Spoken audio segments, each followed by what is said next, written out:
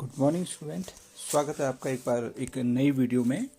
और आज हम पढ़ने वाले हैं एनसीईआरटी की जो हिंदी विषय है उसमें अनिवार्य संस्कृत की जो किताब है संस्कृत प्रबोधिनी, उसके वन्य पशुओं भ्रातरः इव इस वाले पाठ को हम पढ़ेंगे, इसके अर्थ को जानेंगे, समझेंगे। और एक चीज़ मैं आपको ज़रूर बताना चाहूँगा कि जब हम इन पाठों को पढ़ते हैं और इसके अनुवाद को हम समझ लेते हैं तो हमको पाठ बड़ी आसानी से समझ में आने लग जाते हैं। इसके बाद इस पाठ से अगर कोई भी प्रश्न पूछा जाए या फिर कोई पैराग्राफ पूछा जाए तो बहुत आसान हो जाता है उन प्रश्नों का उत्तर देना। इसलिए परीक्षाओं की दृष्टि से आप लोगों को अभ्यास करना चाहिए बार बार। ये जो चैप्टर हैं, जितने भी पाठ्यक्रम में आपके पाठ दिए गए हैं, इसके अनुवाद को आप बार बार बनाएं। चलिए वीडियो को शुरू करने से पहले मैं आप लोगों से चाहूँगा कि हमारे साथ जुड़ने के लिए इस चैनल को आप सब्सक्राइब कर लीजिए, साथ ही साथ बेल आइकन भी प्रेस कर लीजिए ताकि आपको वीडियो का नोटिफिकेशन सबसे पहले मिल सके। साथ ही साथ इसे लाइक और शेयर करना बिल्कुल ही मत भूलिएगा। चलिए शुरू करते हैं। पाठ का नाम है वन्य पशुओं भ्रातरः इव। देखिए, इसमें वन्य पशुओं के प्रति दया भाव दिखाने के लिए इस पाठ को दिया गया है। इस पाठ के अंतर्गत वो बातें बताई गई हैं कि कैसे जीव जंतुओं का शिकार नहीं करना चाहिए और उनके प्रति भी दया का भाव रखना चाहिए। तो दो भाइयों की कहानी है। दो भाइयों की कहानी में एक भाई दूसरे भाई को ये समझाने का प्रयास करता है कि वन्य जीव जो हैं वे भी हमारी तरह ही, उन्हें भी हमारी तरह ही जीवन जीने का अधिकार है, इसलिए उनकी हत्या नहीं करनी चाहिए। अब देखिए पाठ में क्या है। अरुणाचल प्रदेशे रूपग्रामे उभो सहोदरो निवसतः स्म। क्या लिखा है? अरुणाचल प्रदेशे मतलब अरुणाचल प्रदेश में, रूपग्राम में, उभो मतलब होता है दो, सहोदरो मतलब होता है एक ही माता से उत्पन्न अर्थात सगे भाई, निवसतः स्म अर्थ बनेगा अरुणाचल प्रदेश में रूपग्राम में दो सगे भाई निवास करते थे। आगे क्या लिखा है देखिए। तयो ज्येष्ठः बौद्ध सन्यासी कनीयान च व्याध वृत्तिम आश्रितः। तयो मतलब होता है उनमें, उन दोनों में। ज्येष्ठ मतलब होता है बड़ा, जो बड़ा भाई था वो बौद्ध सन्यासी था, बौद्ध धर्म को अपनाने वाला व्यक्ति था, अपनाया हुआ व्यक्ति था, बौद्ध सन्यासी था। कनीयान, कनीयान का अर्थ होता है छोटा, और जो छोटा भाई था वो व्याध वृत्तिम आश्रित हो। व्याध वृत्ति का अर्थ होता है शिकारी प्रवृत्ति, व्याध वृत्ति में आश्रित था अर्थात शिकारी प्रवृत्ति वाला था, अर्थात वो शिकार किया करता था, उस पर आश्रित था। अनुजः एव ग्रह पोषणम करोति स्म। अनुजः मतलब छोटा भाई, जो छोटा भाई था, एव मतलब ही, ग्रह पोषणम मतलब घर का पोषण, करोति मतलब करता था। जो छोटा भाई था वह ही घर का पोषण करता था। ये बहुत महत्वपूर्ण लाइन है, याद रखिएगा इसको, कई बार परीक्षाओं में पूछी गई है। अनुजः किम करोति स्म पूछा जाता है तो उत्तर बन जाता अनुजः गृह पोषणम करोति स्म। तो अनुज जो था वह घर का पोषण करता था। प्रतिदिनम सह अरण्यम गत्वा पशून हत्वा मांसम संग्रहम आगच्छति स्म। प्रतिदिनम हर दिन, सह मतलब वह, अरण्यम गत्वा, अरण्य मतलब होता वन, गत्वा मतलब जाकर, पशून हत्वा पशुओं को मारकर, मांसम संग्रहम मांस का संग्रह करके, आगच्छति मतलब आता था। प्रतिदिन वह वन जाकर पशुओं को मारकर मांस का संग्रह करके आता था। तेन मांसेन एव ग्रहे पाक सज्जी क्रियते स्म। तेन मतलब उसके द्वारा जो मांस लाया गया था, उसके द्वारा लाए गए मांस से, एव मतलब ही, ग्रहे घर में, पाक सज्जी क्रियते मतलब होता है कि रसोई जो थी घर की वह सजाई जाती थी, अर्थात भोजन पकता था। सज्जी क्रियते मतलब सजाई जाती थी। आगे क्या है देखिए। बौद्ध सन्यासी ने एतत् मांस सेवनम न रोचते स्म। बौद्ध सन्यासी को इस प्रकार यह जो मांस का सेवन था, इस प्रकार मांस का सेवन न रोचते मतलब होता है बौद्ध सन्यासी को इस प्रकार मांस का सेवन न रोचते मतलब अच्छा नहीं लगता था। मांस भक्षणम यदा तेन निराकृतम तदा अनुजः तम अवदत्। मांस भक्षण मतलब मांस का भक्षण, यदा मतलब जब, तेन मतलब उसके द्वारा, निराकृतम मतलब मना किया गया या फिर उसके द्वारा उसको तिरस्कृत किया गया, तब क्या हुआ, तदा अनुजः तम अवदत्, तब अनुज मतलब छोटे भाई ने, तम मतलब उसको, अवदत् मतलब कहा, उससे कहा। मांस भक्षण जब, तेन मतलब बड़े भाई के द्वारा, निराकृत मतलब मना किया गया, तिरस्कृत किया गया, तब छोटे भाई ने उससे कहा, क्या कहा, मृगया अस्माकम कुल वृत्ति। मृगया मतलब होता है शिकार करना, मृगया मतलब शिकार करना, अस्माकम मतलब हमारी, कुल वृत्ति मतलब कुल का रोजगार है, अर्थात कुल का कार्य, शिकार करना ही हमारे कुल का क्या है, कार्य है। फिर कहता है मांस खादनम यदि परित्यजेत, मांस खाना यदि छोड़ दिया जाए, तहिर ग्रह जने सर्वे उपवासः आचरणीयः भवेत्। मांस खाना यदि परित्यजेत मतलब त्याग दिया जाए, तहिर मतलब तब तो, ग्रह जने घर में, सर्वे मतलब सबको, उपवासः व्रत, उपवास अर्थात व्रत, आचरणीय भवेत् उपवास का आचरण करना पड़ेगा अर्थात व्रत लेना पड़ेगा। फिर आगे कहते हैं अन्यच्च, और इसके अतिरिक्त या इसके अलावा,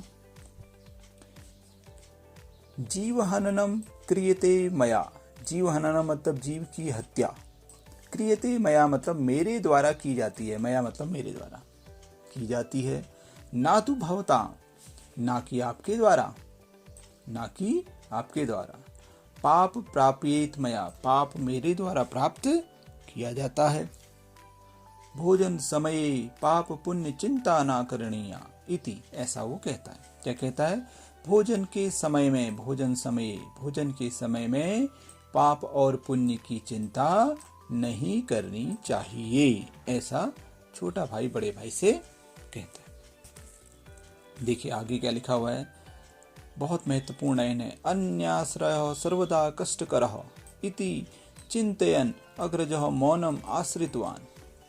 अन्य आश्रय मतलब अन्य का आश्रय, सर्वदा कष्टकर, हमेशा कष्टकर होता है, इति चिंतयन ऐसा सोचकर, अग्रजः मतलब बड़े भाई ने, मौनम आश्रितवान, मौन मतलब चुप रहने का निर्णय लिया, अर्थात चुप का आश्रय लिया, मौन का आश्रय लिया, अर्थात वह चुप हो गया। फिर आगे क्या लिखा है देखो, आगे लिखा है एकदा अनुजः स्वादु मांसम आनीतवान, एकदा मतलब एक बार, अनुजः मतलब छोटा भाई, स्वादु मांसम मतलब स्वादिष्ट मांस लेकर आया, स्वादिष्ट मांस लेकर आया, किंतु तस्य भक्षणात् अग्रजः उदरे महांतम तापम अनुभूतवान, किंतु लेकिन, तस्य भक्षणात् उसको खाने से, उसके भक्षण करने से, अग्रजः उदरे अग्रज के पेट में, उदरे मतलब पेट में, अग्रज मतलब बड़ा भाई, हाँ, अनुज और अग्रज एक दूसरे के विलोम शब्द, महांतम तापम, महांत मतलब अत्यधिक, तापम मतलब पीड़ा, अनुभूतवान पीड़ा का अनुभव हुआ, अत्यधिक दर्द का अनुभव हुआ, औचिरात, औचिरात मतलब शीघ्र ही, थोड़े ही समय बाद, एव तेन वमनम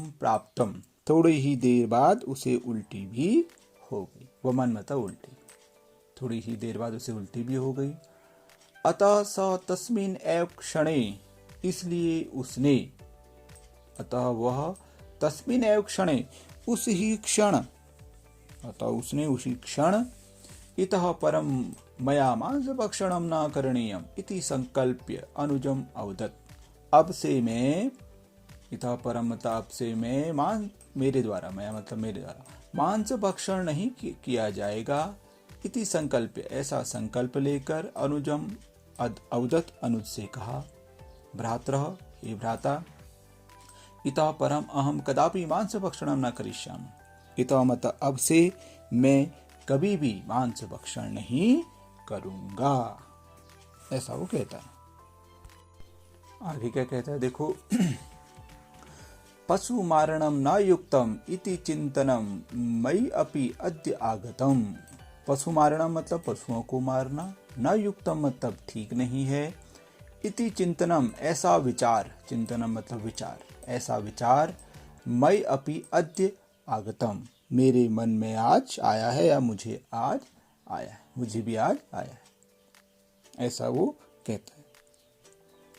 अद्य अरण्ये मातृ वियोगेण असृणी श्रावण मृग शिशु दृष्टो मया। छोटा भाई कहता है कि आज वन में माता के वियोग से, असृणी मतलब आंसुओं को, श्राव्यन मतलब बहाता हुआ, मृग शिशु दृष्टो मया मेरे द्वारा एक मृग शिशु देखा गया। आज वन में माता के वियोग में आंसुओं को बहाता हुआ एक मृग शिशु मेरे द्वारा देखा गया। तस्यैव माता मया हता आसीत, उसकी माता भी मेरे द्वारा, मया मतलब मेरे द्वारा, हता आसीत मतलब मारी गई थी। किस चीज के लिए? मांसाया अर्थात मांस के लिए। तो उसकी माता मेरे द्वारा भी मांस के लिए मारी गई थी। तो छोटा भाई आगे समझाते हुए कहते हैं, तस्य मृग शिशु करुण क्रंदनम ममपि हृदयम द्रावयति। उस मृग शिशु के करुण क्रंदन ने ममपि मतलब मेरे भी हृदय को द्रावती मतलब पिघला दिया। उस मृग शिशु के करुण क्रंदन ने मेरे भी हृदय को पिघला दिया। तथापि तब भी एताम कुलवृत्तिम, इस कुलवृत्ति को, तब भी इस कुल की वृत्ति अर्थात वंश के रोजगार को, अहम त्यक्तुम न अहर्यामि, मैं त्यागने में अहर्य नहीं हूं, अर्थात मैं त्याग नहीं सकता हूं। यदि तज्येत, यदि त्याग दिया जाए, तहिर मतलब तब तो, जीवन निर्वाह, जीवन का निर्वाह, अपि मतलब भी, कलेशाय शातः कष्टकर हो जाएगा, ऐसा वो कहता है। क्या कहता है कि यदि पशुओं को मारना मेरे द्वारा भी छोड़ दिया जाए तो जीवन जो है, जीवन का निर्वाह करना अत्यधिक कष्टकर हो जाएगा, क्योंकि घर का पालन पोषण उसके द्वारा लाए गए मांस से ही किया जाता था। आगे क्या लिखा देखो, अग्रज क्षण कालम विचिंत्य अवदत्। अग्रज मतलब बड़े भाई ने, क्षण कालम मतलब थोड़ी देर, सोचकर कहा, विचिंत मतलब सोचकर, अवदत् मतलब कहा। क्या कहा?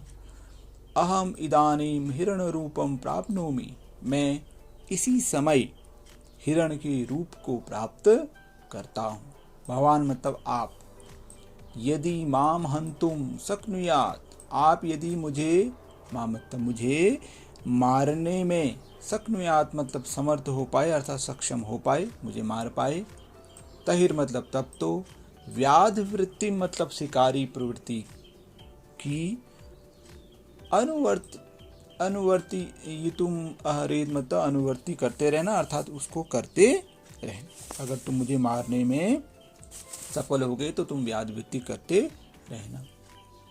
यदि तत्कर तुम न सक्तम स्यात्, यदि तुम ऐसा करने में, वैसा करने में सक्षम नहीं हो पाए या वैसा नहीं कर पाए, तहिर तब तो, भवता सा वृत्ति परित्यक्तव्या इति, तब आपको इस वृत्ति को, इस रोजगार को छोड़ देना चाहिए। परित्यक्तव्या का अर्थ हो जाएगा छोड़ देना चाहिए। इस प्रकार से बड़ा भाई कहता है कि मैं हिरण का रूप धारण करता हूँ और तुम यदि मुझे मारने में सफल हो पाए तब तो तुम व्याध वृत्ति करना, और यदि मुझे नहीं मार पाए तो तुम्हें इस व्याध वृत्ति को छोड़ना पड़ेगा। तो इस प्रकार से ये एक पाठ का आधा पार्ट लगभग हो चुका है। हम इसे 2 पार्ट में बनाने वाले हैं क्योंकि इस हिसाब से वीडियो बहुत लंबी हो जाएगी। तो छोटी वीडियो बनाने से फ़ायदा ये मिलेगा कि आपको इसको पढ़ने में कम समय लगेगा और आसानी से आप इसको समझ पाएंगे। तो इसके अगले हिस्से को हम इसके सेकंड पार्ट में कवर करेंगे। फिलहाल इस पार्ट में हमने काफ़ी चीज़ें पढ़ ली हैं 2 भाइयों के बारे में और उनके रोजगार से संबंधित बातों को भी हमने पढ़ लिया।